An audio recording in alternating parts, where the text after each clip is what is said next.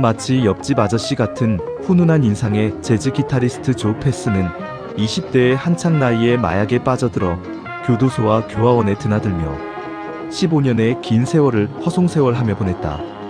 기타에는 거의 손을 놓고 지내다가 마지막으로 마약에 중독된 환자를 치료하는 집단 재활원 시나논에 입소하여 2년 반 동안 지내며 마약을 완전히 떨쳐낸다. 그곳에서 생활하면서 다시 음악을 시작했고 거기서 알게 된 재즈 뮤지션들과 밴드를 구성하여 데뷔 앨범 사운즈 오브 시나논을 내게 된다. 재즈 평론가 레오나드 페더는 시나논과 퍼시픽 재즈가 새로운 재즈 탤런트를 발견하였다면서 찬사를 보냈다. 이때 조 패스의 나이 33이었고 그는 뒤늦게 새로운 재즈 인생을 시작하였다.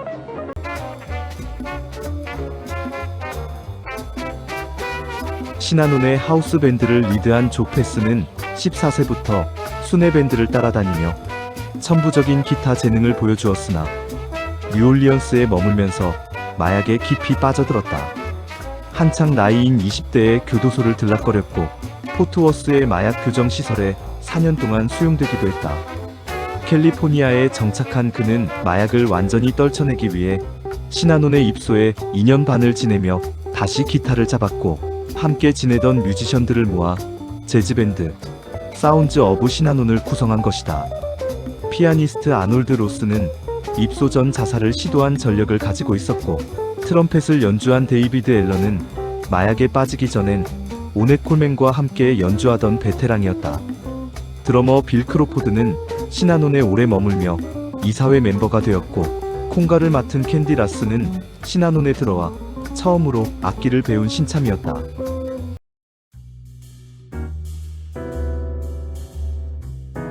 시나논은 1958년 찰스 데드리히에 의해 알코올 중독자의 재활을 돕기 위해 설립된 집단 공동체의 조직인데 마약 중독자를 치료하는 장기 프로그램을 도입하여 1960년대 번성했다.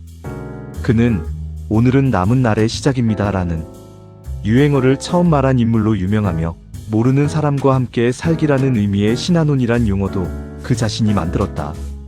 처음에는 40여 명의 중독자 모임 회원들과 함께 바닷가의 허름한 훈련장을 빌려서 간소하게 시작했으나 곧 사업 규모를 확장하여 산타모니카 해변의 대형 리조트를 인수하고 집단 거주 시설로 전용하였다.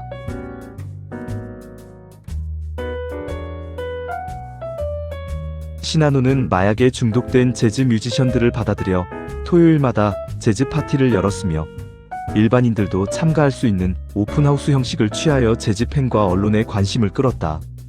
당시 시나논의 재즈 파티는 1960년대 웨스트 코스트 재즈의 전성기를 이끌던 음반사 퍼시픽 재즈 레코드의 주목을 받아 조 패스가 이끌던 시나논의 하우스 밴드를 섭외하여 앨범 사운즈 오브 시나논을 내게 된 것이다.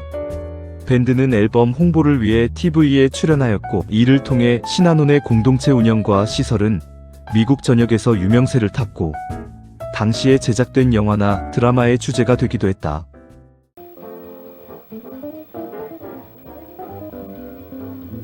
시나논은 대규모 기부금을 받으면서 미국 전역으로 시설을 확대하였으나 간부들이 각종 범죄와 탈세에 연루되어 쇠퇴의 길을 걸었다.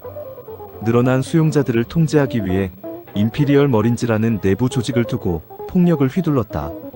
언론은 집단 거주시설 내의 범죄에 대해 의혹을 갖고 취재하기 시작했고 탈세 의혹을 받아 결국 1991년 파산 선고와 함께 역사에서 사라졌다. 하지만 재즈 역사에 있어서 시나논은 1960년대 웨스트 코스트 재즈의 융성기에 중요한 의미를 지닌다. 이곳에 수용되었던 재즈 색소포니스트 아트 페퍼가 아내 로리를 처음 만나 사랑을 키운 곳이고 기타리스트 조 패스가 마약에서 벗어나 하우스 밴드와 함께 데뷔 음반 사운즈 오브 시나논을 내며 스타로 발돋움한 곳으로 기록된 것이다.